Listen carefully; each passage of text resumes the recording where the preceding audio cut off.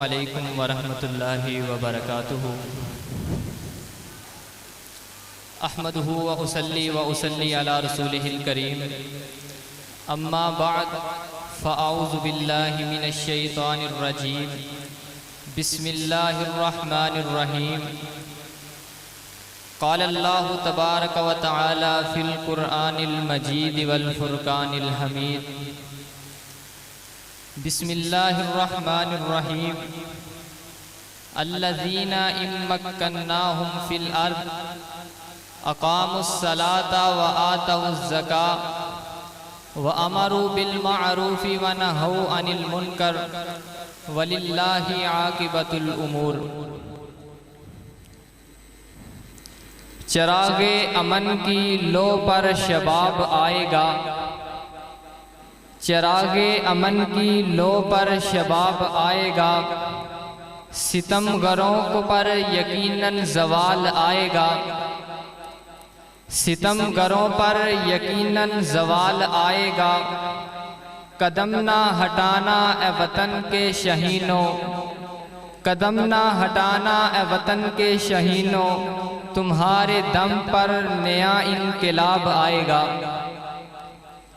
जीवकार सामीन, जिस तरह के आपको मालूम है आज 14 अगस्त 76वां आज़ादी का दिन है।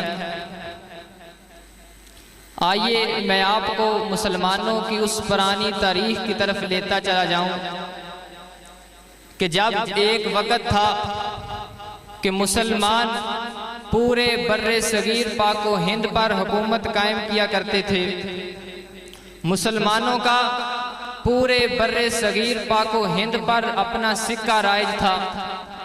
मुसलमानों ने 1000 साल तक पूरे बर्रे सगीर पर हुकूमत की थी और मुसलमानों का पूरे बर्रे सगीर पर रोब और दबदबा हुआ करता था।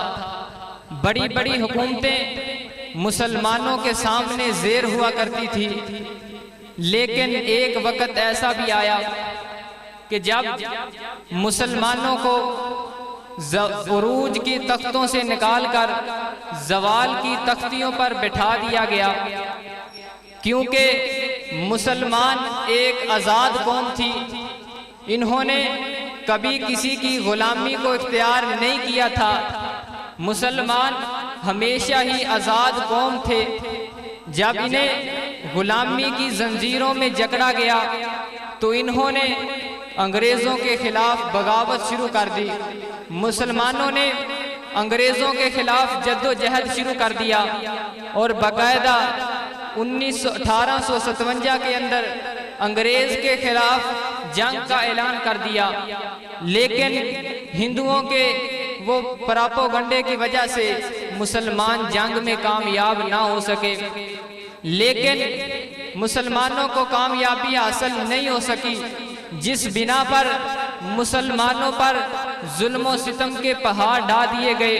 मुसलमानों को जुल्म की चखियों के अंदर पीस दिया गया। मुसलमानों की जायदादों को जब्त कर लिया गया।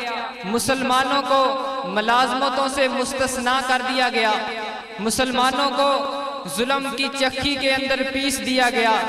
लेकिन मुसलमान आज़ाद कौम थे, इन्होंने किसी की गुलामी कबूल नहीं की थी। मुसलमानों ने किसी की गुलामी को कबूल नहीं किया था। लेकिन एक वक़्त ऐसा आया कि मुसलमानों ने अपनी उस पुरानी आज़ादी को हासिल करने के लिए बाकायदा एक ऐलान कर दिया, बाकायदा अलग वतन हासिल करने का ऐलान कर दिया, जिस बिना पर मुसलमानों में 1940 में करारदाद लाहौर को इनेकाद किया गया, जिसमें मुसलमानों को इकट्ठा किया गया और पाकिस्तान के एक अजीम लीडर कायदे आज़म मोहम्मद अली जिन्ना ने 1940 में लाहौर के अंदर उस इनेकाद के अंदर ऐलान किया और मुसलमानों के ज़मीर को झंझोड़ा कि मुसलमानों, तुम कोई गुलाम कौम नहीं हो।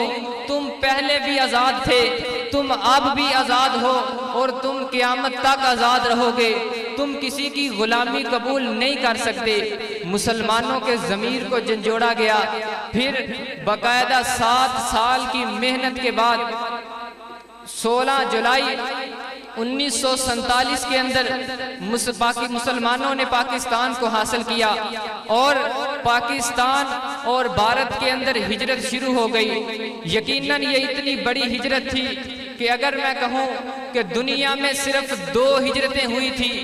एक हिजरत मदीना थी और दूसरी हिजरत पाकिस्तान थी। लेकिन अगर ये मैं बात कहूँ तो ये मेरी बात काबिल एतराज़ नहीं हो सकती कि हिजरत मदीना के वक़्त मुसलमान इतने जुल्म सितम का शिकार नहीं हुए थे।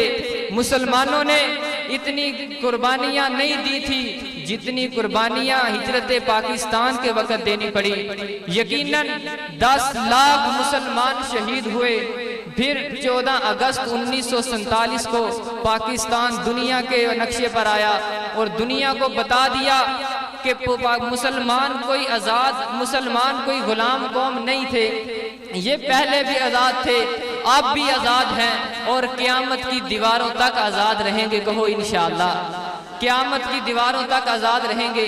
जिस पाकिस्तान से इजहार मोहब्बत की बिना पर हमने आज ये प्रोग्राम का इनेकाद किया है, जिसका बाकायदा आगाज़ मैं कुरान पाक की तिलावत से करता हूँ, जिसके लिए दावत देता हूँ मैं बुखारी क्लास के तालिब इल्म हाफ़िज़ मोहम्मद अब्बास इस्माइल को कि वो माइक पर आएँ और कुरान मजीद की तिलावत से हमारे दिलों को मुनव्वर फरमाएँ।